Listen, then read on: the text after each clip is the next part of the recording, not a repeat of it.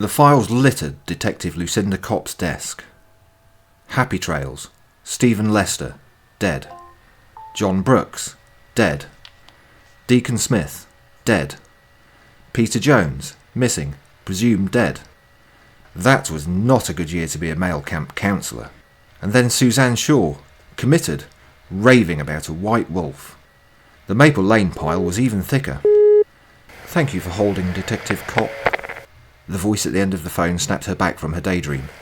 Yes, I do have the paperwork, but I urge you to reconsider. We are working with Miss Carpenter. It would be very dangerous to stop her treatment now. Dr. Diath, the paperwork is clear. Laurie Carpenter is to be released immediately, Detective Copp said sternly. You are making a mistake, Detective, Diath countered. There is more work to be done with Miss Carpenter. She exhibits highly unusual brain activity. We have to see. We have to know. I must be allowed to investigate.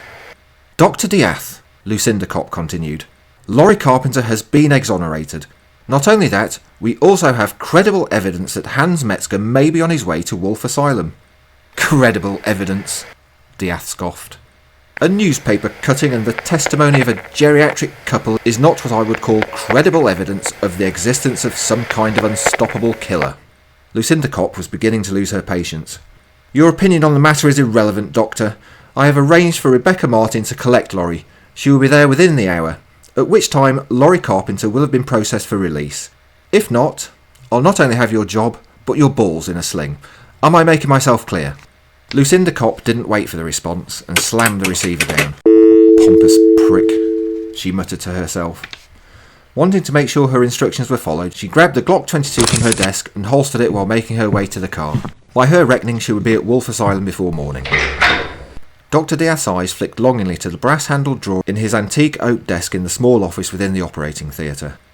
They lingered slightly before he arose from his Italian leather chair and walked over to the meticulously catalogued collection of vinyl. He selected Beethoven's Piano Sonata No. 14 and placed it on his antique gramophone. The needle crackled as the music began to play. He sat back down and switched on the custom surveillance system that he had instructed be installed at the asylum. Credible evidence of an unstoppable killer coming here? I'm counting on it, my dear, he said to himself.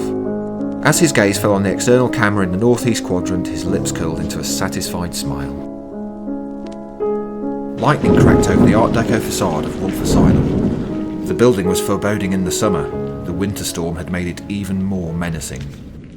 Warden Blackwood was conducting an inventory of the storeroom when the door burst open. The lightning flash lit up the silhouette of the huge figure filling the doorway. Blackwood stumbled backwards, dropping his coffee. The mug shattered to the floor. Move, Rodriguez commanded, shoving the barrel of the 12-gauge Remington Wingmaster into the small of Hans's back. The lumbering giant stepped forward into the asylum. What the actual fuck, Rodriguez? Blackwood barked. Me and Jonesy found this clown in the grounds, dressed up like Halloween and carrying this shit with him. Rodriguez replied, tipping his head towards Jonesy, who was struggling behind, dragging Hans's massive sledgehammer with both hands. What do you want me to do with him? Rodriguez asked. Geez, this is all we need on top of this goddamn storm, Blackwood sighed. Stick him in solitary. Doc's in solitary, Jonesy interjected, breathless from the effort of dragging the massive hammer. Well, get the good doctor back to his room, lock this clown in solitary and stash that crap he was carrying somewhere safe. I'll try the phones again, Blackwood ordered. And bring me a goddamn fresh coffee, he yelled after the pair as they marched hands down the corridor. Oh, we got a nice cell for you, big boy, Rodriguez teased as the pair of guards shepherded hands down the corridor towards solitary. Hannibal glanced up idly as the door to the padded room opened. Oh, hello, Officer Rodriguez. Have a new boyfriend, do we? I thought you only had eyes for me. Screw you, psycho, Rodriguez replied. You get a reprieve. Back to your room, he said to Hannibal. You, in there, he continued, pressing the shotgun hard into Hans's back. Hans stepped forward into the padded cell. Drop that shit and get the doc back to his room, Rodriguez said to Jonesy as he stepped back away from Hans. Abruptly, the monster turned, swift as the lightning that was lighting up the sky through the small window. Hans grabbed Rodriguez with both his hands. The speed of the move took Rodriguez by surprise. His shotgun dropped harmlessly to the floor as Hans lifted him 2 feet in the air to eye level. Violently, he jerked Rodriguez forward. There was a sickening crack as Rodriguez's face connected with Hans's mask. The force was so violent that the guard's face immediately caved in. The hollow indentation where his features once were was clearly visible as Hans dropped the body to the floor. "Holy shit!" Jonesy exclaimed. He flailed for the panic alarm while simultaneously trying to unholster his taser. Hannibal jumped forward and shoved Jonesy backwards, slamming him against the wall. Jonesy's back hit the panic button, triggering the asylum security system. Hans slowly turned to Jonesy as he regained his balance. Grabbing the confused guard's head with both hands, he twisted brutally, rotating Jonesy's head a full 360 degrees. The sound of every bone in Jonesy's neck snapping was sickening. As Jonesy fell to the floor, Hans looked curiously at the strange man in the white suit standing next to him and cocked his head sideways. Hannibal reached out his hand. "Hello, old chap," Hannibal said cordially. "I have a feeling we're going to be friends." Ignoring the strange man, Hans stepped to the door of the cell, with Hannibal following behind. He slowly bent down to retrieve the weapons Jonesy had left in the corridor, meticulously tucking the razor-sharp butcher's knife into its sheath and securing the cleaver to his belt before slowly picking up his massive sledgehammer with ease. "Shall we go?" Hannibal started to say, before he was cut off abruptly as Hans thrust out the shaft of the hammer behind him, impaling Hannibal through the heart. "Why?" Hannibal stammered as he slid from the shaft of the hammer to the floor. Hans did not look back as he left the cell behind him and strode forwards towards the heart of the asylum. "Thanks for coming, Becca," Laurie said as she and Becca entered the main reception to Wolfe Asylum. "It's the least I could do," Becca replied. Becca had been coming to visit Laurie whenever she could. She was one of the only survivors of what had become known as the Happy Trails horror that believed Laurie's story. Deep down she knew that Laurie had saved them. That had spurred her on to study law, gaining a scholarship for Harvard. Her disarming good looks, raven hair, and trademark red lipstick had led many of her fellow students to underestimate her. That was until they engaged her in debate. Between studies, she had spent most of her spare time working on Laurie's case, although it had taken the incident at Maple Lane to finally prove Laurie's innocence. But there was no way she was not going to be there when her friend was finally released. "I'm sorry you had to be in here, Laurie. How terrible was it?" Becca asked her friend.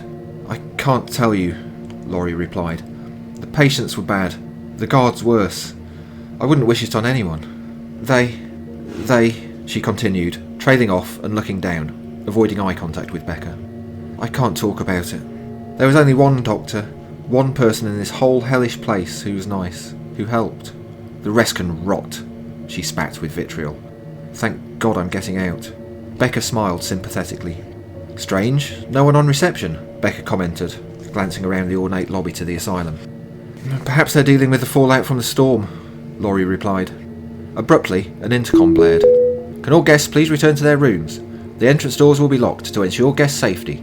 The mechanical voice boomed from the loudspeaker as the lock to the main door clicked behind the girls. "Hey!" Becca called Laurie. Nothing. Becca called again. "Hey, Laurie!" Laurie looked over to her friend. "Laurie, he's here. Hans is here." Laurie's face did not change. "I know," she replied calmly. Becca ran to the door and yanked it with all her might. It did not move. "Locked, damn," she cursed. "Laurie, what do we do?" Laurie stared blankly at Becca, as if in a trance. "Laurie!" Becca shouted. Laurie snapped back to reality. "This way," she said, grabbing Becca's hand and dragging her friend from the reception area towards the adjoining corridor. "I know somewhere we can hide." The pair soon reached the medical storage room. Laurie checked all was clear. The pair entered the room and locked the door. In the main common room of the asylum, bingo night was in full flow. Despite the instruction to return to their rooms, the residents that were gathered round the table continued with their game as the automated caller announced, "Man alive, number 5. "Bingo!" shouted Miggs, jumping onto the table triumphantly and throwing his arms aloft. Sal, Barney and Reynolds looked at him suspiciously. "Gimme that," Reynolds said gruffly, reaching over and grabbing Miggs's game card. "Bingo? You can't draw a picture of a dog and yell bingo, you freaking nutjob. B-I-N-G-O, B-I-N-G-O, B-I-N-G-O, and bingo was his name. Oh." Miggs sang to the tune of the children's song, trailing off as he looked over to the door of the common room. Despite his size, the quartet had not noticed Hans enter the room. He stood menacingly in the doorway. "Ooh, we're in trouble now," Miggs shouted gleefully. "Hey, fuckface, you missed Halloween," Reynolds taunted as Hans slowly strode over towards the group, stopping a foot away from where Reynolds was sitting. "Hey, I said you missed," Reynolds began as Hans swiftly unhooked his cleaver and swung it down in an overhead motion towards the crown of Reynolds' head. The cleaver connected with a crack, plunging into the top of Reynolds' head and splitting it lengthways. As Reynolds' head peeled in two, Hans withdrew the cleaver and Reynolds slumped to the floor. Sal and Barney shot backwards, sending their chairs crashing to the floor with a clatter. Ooh-hoo-hoo!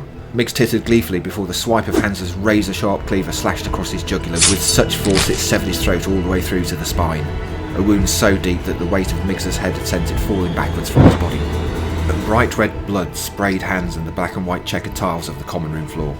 Sal and Barney ran, slipping on the blood and crashing through the doors of the common room as Hans meticulously wiped his cleaver, resheathed it, and attached it to his belt. Looking upon the carnage, he calmly turned and left the room the way he entered.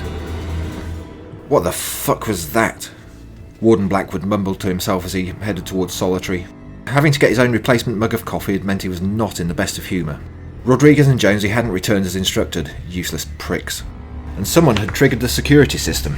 That would require a report, and boy, did he hate paperwork. Abruptly he stopped as he saw the bulk of Hans striding towards him. Holy shit, he said aloud, again dropping his coffee cup, which smashed to the floor, contents mixing with a pool of urine as he wet himself. He stood frozen as Hans brushed straight past him towards medical storage. Laurie, we have to get out of here, Becca said frantically, as Laurie stood, again almost in a state of trance. Laurie! Becca shouted, grabbing her friend's shoulders and shaking them. Laurie, can't you hear that? We have to... She was interrupted as the door to their hideout flew open. Hans slowly stepped into the room. Flailing, Becca grabbed a lid from the trash can as Hans swung his massive hammer towards her. She managed to deflect the blow, the hammer clanging on the metal shield, forcing Becca to stagger backwards and fall to the floor. Becca lifted her arms to cover her face. Hans advanced again, lifting the hammer high and then abruptly stopping and turning to Laurie. Laurie locked eyes with her brother and using her psychic connection tore at him with her mind. Her eyes flickered uncontrollably, wave after wave of psychic energy passed between the siblings. Hans dropped his hammer and staggered backwards, lifting his massive hands to cover his ringing ears. Exhausted, Laurie fell backwards. A stream of blood trickled from her nose as she slumped to the floor. Hans bellowed aloud, stooped to scoop up his hammer and abruptly left the room, his eyes blazing with a fire the likes of which had not been seen before. Getting to her feet, Becca rushed over to her friend, cradling her head in her arms as Laurie passed out, her world turning black. Warden Blackwood was still stood frozen in the corridor as Hans approached him for the second time. He closed his eyes and prayed for the monster to pass him again. This time he was not so fortunate. Hans walked up to him, grabbed his neck with his left hand and simultaneously punched through Blackwood's ribcage with his right. There was a sickening squelch as Hans withdrew his hand, and Blackwood's heart along with it. Pausing momentarily to feed on the heart, Hans strode determinedly back towards the common room, rounding the corner where Sal was crouching on the floor, mutedly and frantically gesturing towards the door of the common room to Prince. Prince was having none of it. You hear the alarm, you stupid bitch? He yelled. Go back to your room, you fucking whore, he continued, raising his nightstick aloft to rain a blow down on the prostrate Sal. Seeing Hans approach, Sal changed the direction of her muted gesturing. Prince had had enough. He was just about to swing the nightstick down to teach the bitch a lesson when Hans caught his wrist. He tried to turn as Hans twisted his massive hand ever so slightly, shattering Prince's wrist to pieces while simultaneously spinning the guard to face him. Prince yelled in pain as the nightstick crashed to the floor with a hollow clatter. He staggered backwards, holding his stinging arm as Hans slowly bent down to pick up the nightstick. Grabbing a bunch of the matted black hair at the back of Prince's neck, he yanked the astonished guard's head backwards and rammed the nightstick fully into his throat, breaking the bones of his trachea with a sickening crunch before tossing the guard to one side and continuing his advance towards Sal. Sal scooted away on her backside through the doors of the corridor towards the doctor's office as Hans followed. Crashing through the door, Sal managed to get to her feet. Clumsily she turned and ran, bumping straight into Nurse Jackson, who dropped the tray of meds she was carrying. Whoa there, Sal, Jackson said, stepping away from the terrified-looking woman. Where's the fire? She asked. Again, Sal frantically gestured towards the corridor doors as Hans burst through them. Instinctively, Sal grabbed Nurse Jackson and thrust her towards the nightmare that was ravaging the asylum, bursting back into the common room and falling over the body of Miggs before landing in a heap as she did so. Hearing the commotion, Barney and Guard Nelson ran back to the common room to find the hysterical Sal sprawled in a heap. Where'd he go? Barney grabbed Sal and shook her. Where is he, Sal? Nelson's going to help us. He's got his gun. He'll stop him. Sal gestured again towards the double doors as they swung open to reveal the sight of Hans carrying the head of Nurse Jackson in his massive left hand. The trail of blood from her severed neck dripped in neat patterns on the tiled floor of the common room. Holy Mother of God, Nelson said, as he shakily unholstered his Beretta, aiming it unsteadily at the slowly advancing monster. Nelson squeezed off a shot. His shaking hands made it fly high and to the right of Hans's head. Hans stopped momentarily and glared at Nelson, his eyes blazing in his blood frenzy. This was the opportunity Nelson needed. He steadied himself and took a deep breath. He aimed square at Hans's head and began to squeeze the trigger, just as the head of Nurse Jackson hit him square in the face with such force that it sent him flying backwards off his feet. The shot flew harmlessly into the ceiling as he crashed to the floor. Within seconds, Hans's massive boot crashed down on Nelson's head, obliterating the features of the guard into a messy smush. Barney staggered backwards. "Oh shit, oh shit, oh shit, oh shit," he repeated as he fell over the prostrate Sal and crashed to the tiles next to her. Sal looked over to him, catching his eye as the sledgehammer connected with his head, smashing the top of his skull clean off and spilling his brains into a sickening pile. Sal again scooted backwards from the beast, skidding on the blood lining the floor of the common room and leaving a smeared trail behind her as she did so. Okay, mister, she stammered. "I'll be good, I promise. See, I'll take my pills," she continued, stuffing her meds into her mouth.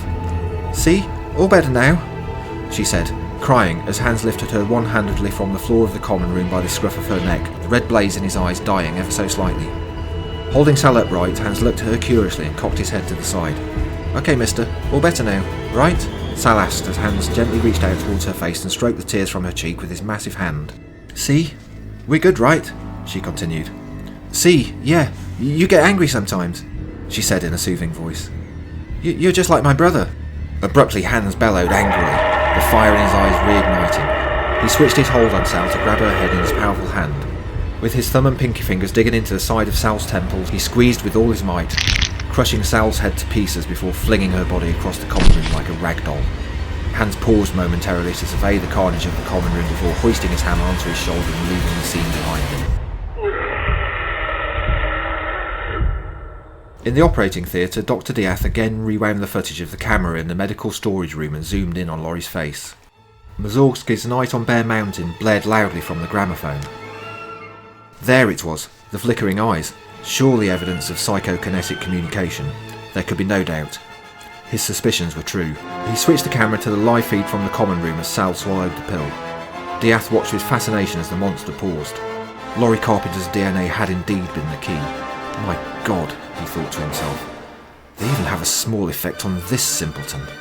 Surveying the bloody shots from the rest of the cameras confirmed it. Hans had left no one alive but the Carpenter girl. No doubt the police would be here soon. It was time. The serene look on his face did not change as the music reached a crescendo and he reached down slowly to open his desk drawer. He meticulously placed the pills in a small leather case and tucked it into his breast pocket of his tailored jacket. Then he carefully removed the package in the drawer, untied the bow of string and unfolded the brown wax paper. He lovingly removed the evil-looking brown leather mask. The off-centred gleaming steel zip where the mouth was seemed to smile at him. With great care he gently pulled the mask over his head, relishing the feel of power it provided him. Straightening his tie, he then reached down to retrieve the pair of oversized razor-sharp scalpels that had been custom-made by the master forgers in Sheffield, England. As Mussorgsky's masterpiece came to an end, Dr. Death clicked off the light in the theatre and stepped out into the asylum. Hearing the screams from the common room, the remaining patients had tried to flee, only to find the doors locked. "The theatre!" Wesley yelled frantically. "We can hide there!" Wesley and Lachlan skidded round the corners to the theatre just as the doctor closed the door behind them. They ground to a halt. "Gentlemen," Death said calmly, "the doctor is in," he finished before serenely running his scalpels across the throats of the patients simultaneously. Wesley and Lachlan fell to the floor as the doctor calmly walked past them and opened the utility entrance with his keys. He relished the smell of the fresh night air as he left the asylum behind him and disappeared into the night. His work had just begun. Back in the medical storage room, Laurie's eyes began to flicker open. Becca, her face stained with black mascara, brushed the cheek of her friend tenderly. The screaming in the asylum had died down. "Laurie, thank God," Becca said. "Pills," Laurie croaked. "What? Becca started to answer. "Pills," Laurie said croakily. "My pills," she managed to get out, gesturing to the pocket of her pants. Becca rummaged in the pocket, finding a large pink pill and handing it to Laurie. Laurie swallowed the pill greedily and began to sit up. The energy that had been drained from her psychic exchange with Hans started to return. "Can you stand?" Becca asked as Laurie slowly got to her feet. "Yes," Laurie said confidently, standing up and wiping the track of blood from her nose. She glanced around the storage area and her eyes landed upon an object in the corner. Laurie's eyes flashed ever so slightly red as she caught the glimpse of the sledgehammer propped against the wall. Pushing Becca away, she moved towards the hammer. As she grabbed the smooth wooden shaft, Becca could have sworn that a chill ran through the air. Laurie stood transfixed, her hand resting on the shaft. She could feel an energy starting to course through her body. The hairs on the back of her neck pricked as she lifted the weapon and felt its weight. Much smaller than her brother's weapon, about 20 pounds, she hefted it with ease and rested it in both hands, staring at it contentedly as she continued to caress the handle. "Laurie," Becca said, again snapping her friend back to reality. "This way," Laurie said, opening the door from the storage room and heading back towards reception. As the pair reached the lobby, Becca ran straight to the doors and rattled them. "Damn, still locked," she said. "Search for a release switch," Laurie said. "I have something I need to take care of first," she added, before running from reception. Dr. Samuel Shine had caught a glimpse of Hans as he rampaged through the asylum and locked the door to his office, hiding himself and his current patient, John Murphy, inside. They had heard the screams, but for the last half an hour or so it had been quiet. Murphy, a stout and irritable fellow with a propensity for violence, was becoming agitated. "Hey Doc, I found some candy." Murphy shoved the pill into his mouth. "John, you shouldn't have done that," Dr. Shine chastised. "You think, Doc?" Murphy retorted. "Diath says they make me strong. Might be glad of it. He says your touchy-feely nonsense makes me weak." "John, they aren't safe. You know they make you angry," Shine continued in his calming voice. With those words, the door to the office flew open and in stepped Hans, covered from head to toe in blood from the massacre. "You see?" Murphy shouted gleefully before jumping at Hans, yelling, "Come get some, piggy!" Shocked by the squat man leaping at him, Hans staggered backwards. Murphy banged down on Hans's mask, screaming in pain as the bones of his hands broke in the iron shroud. Dr. Shine retreated backwards from the office towards the main reception as Murphy continued to pound on Hans's head, broken hand and all. Enraged, Hans grabbed Murphy by the neck and threw him backwards. Murphy crashed into the ducting at the side of the office, knocking a main power cable loose. "Is that all you got, big man?" Murphy yelled, grabbing the live cable and shoving it into Hans's face. Electricity sparked as the power ripped through Hans's mask. Synapses fried in Hans's brain as electricity sparked and danced over his metal veil. His eyes flickered black momentarily, before reigniting with a bright blue blaze. "Come on!" Murphy yelled, staring Hans down as the butcher regained his senses. Murphy swung at Hans again with his remaining good hand. This time Hans was ready. He caught the madman's incoming strike and flung him across the room. Gaining his composure, Hans looked across to the door and strode towards it with a new purpose. Laurie reached the office just as Dr. Shine stumbled backwards into the corridor. "Jesus, Laurie, Jesus, he... Shine stammered. "I know," Laurie said, grabbing the doctor's hand. "This way," she ordered firmly as the lights in Wolfe Asylum danced on and off. Dragging Dr. Shine behind her, she reached the reception where Becca was feverishly trying to find the release switch for the doors. "Stand back!" Laurie yelled. Lifting her sledgehammer, she swung it with ferocity at the doors. They splintered open. "Go!" she yelled at Shine. He staggered out from the door as Hans rounded the corner to the reception. Laurie turned to face her brother, shoved Becca behind her and reached out with her mind. "Hello, brother. I was disappointed with your disappearance at Happy Trails. I should have been the hero. Instead, I ended up here. I've been waiting for you. Now, let's finish this." "No, sister. You no longer have the power. My mind is clear. This will stop." The voice echoed back into Laurie's mind. Becca stared at the two siblings, unaware of their hidden conversation. "What the hell, Laurie? Let's go!" Becca started to say as she was cut off by Laurie's hands shooting out and grabbing her by the throat. One-handedly lifting Becca off the floor, Laurie boomed, "You fool! You still don't see, do you? With all your fancy education, you are blind. When I came to Camp Happy Trails, I found my home. I found my family. I remembered. All my life, girls like you have had everything, and I have had nothing. Then I remembered. Something inside. I remembered that my brother would do my bidding, just as when I were a babe in arms." Becca gurgled as Laurie's grip on her throat tightened. "I took your boyfriends, just as you tried to take mine. Using my brother as a tool made it so easy. Oh, Becca, wake up. Time to die." Laurie squeezed a little harder. Bones in Becca's throat began to crack. "Enough, sister." Hans's voice boomed in Laurie's head as he took a step towards her, raising his hammer. Laurie dropped Becca's body to the floor and slowly turned back to her brother, lifting her own hammer into both hands. The two siblings circled each other like gladiators as lightning flashed, lighting up the ornate arena.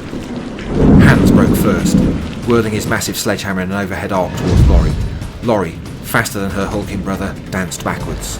As the head of the sledgehammer cracked into the tiles on the reception, Laurie retaliated, uppercutting her own smaller hammer into Hans's chest, shattering his ribs and sending him staggering backwards. "You're still slow, brother," Laurie teased aloud, twirling her hammer one-handedly in the figure of 8. Hans regained his balance and the pair circled again. Laurie called into her brother's head. "I don't need you anymore, brother," she taunted. "My power is now full. You're weak," she whispered, A disappointment to Mother. The ringing words were the distraction Laurie needed to strike. She danced low to the left and swung her hammer sideways with both hands into Hans's knee, smashing his kneecap and forcing him into a crouch. She swiftly raised her hammer and delivered an overhead swing, missing her brother's head by inches, the hammer catching Hans square on the shoulder. Hans bellowed loudly and staggered to his feet, his body crying out in pain as Laurie withdrew and continued her taunts. "And what will you do now without me to guide you?" she asked. "Go back to living in the woods, eating like an animal, as you were when I found you again?" She deftly poked her hammer towards her brother. Hans stepped backwards. "You killed Mother, you know," Laurie continued. "Your greed." "No!" Hans bellowed aloud, swinging the hammer towards his sister with all his might. Laurie was caught off guard by the ferocity of the blow. She just managed to raise her hammer to parry the swipe away before it connected with her head. "You killed her!" Hans bellowed. "You made me!" He swung again, enraged. This time Laurie was ready. She danced under the side-swinging blow and countered, swinging with all her might. Her hammer caught her brother square on the side of the head, smashing his iron mask in two and sending it crashing to the floor to reveal the hideous and scarred face beneath. Hans fell to his knees, flinging his hands up to cover his disfigured face. Gently, Laurie reached down and placed the head of her sledgehammer under her brother's chin. She raised the hammer tenderly, tilting her brother's head slightly upwards. "Look at me, brother," she commanded. Hans uncovered his face and looked up at his sister with pleading blue eyes. "Sister, please," he begged, tears beginning to roll down his cheeks. Laurie paused momentarily, cocked her head to the left, and matter-of-factly replied, "Goodbye, brother." With lightning speed, she changed her grip on the hammer and brought it down in a ferocious overhead swing, crushing her brother's exposed skull. As Hans's body toppled forward to the floor, Laurie heard the spraying of gravel as the arriving car screeched to a halt. She immediately recognised the voices of Lucinda Copp and Dr. Shine's exchange outside. "Thank God," she heard Shine say. "In there! Laurie! She saved me! You have to help her!" Laurie slumped to the floor, dropping her hammer with a dull thud. Seconds later, the door flew open and Lucinda Copp burst in. She immediately saw the massive bulk of Hans prone on the floor, his smashed iron mask laying to one side and the monster in a heap with a pool of blood surrounding him, and then the body of Becca Martin slumped against the reception desk. She slowly lowered her pistol and approached the now sobbing Laurie. "Shh," she said, putting her arms around the girl, cradling her head and brushing her blonde hair to one side. "It's over." "My God, Detective Copp," Laurie choked in between sobs. "It was horrible. He tried to kill us. He killed Becca." "Shh," Copp said again, gently stroking Laurie's hair. Copp reached down for her radio. "Dispatch, this is Detective Copp. We have a 10:33 at Wolfe Asylum. Urgent assistance required." 10-4, assistance already en route, the radio crackled back. "Help is coming, just..." Copp started to say to Laurie before she was interrupted by a coughing coming from Becca. "Jesus, she's alive," Copp said. Carefully resting Laurie against the wall, she headed over to Becca. With her back to Laurie, Copp didn't see Laurie's eyes flash red briefly as she reached for the hammer beside her. Camp Happy Trails, present day. The kids and the counsellors were all gathered round the crackling campfire as Scott finished his story. And that is the real story of Hans the Butcher and his sister Laurie. "But what happened to Laurie? And Becca? And Detective Copp?" Jodie asked, wide-eyed. "Well, the police arrived before Laurie had a chance to do anything, but Becca had to go to hospital and was in a coma. It was weeks before she was able to tell the real story, and by that time Laurie had gone, disappeared. Some people said that she fled to Europe to hide out, but I think she might have come home to Camp Happy Trails," Scott said spookily. "Gabby, I'm scared. Can I sleep in the cabin with you tonight?" Jodie asked. "Nice work, Buster. That's your night ruined," Gabby said. Celeste, Marty, Alan, William and Oz all laughed as red eyes looked on from the tree line. Elsewhere, in a small bedsit in Camden, North London, the red glow from the digital clock danced slightly as it flicked to midnight. Red yawned and closed her laptop with a click. She should get some sleep. She was meeting Grandma in the morning for coffee, and Red did love seeing her Grandma.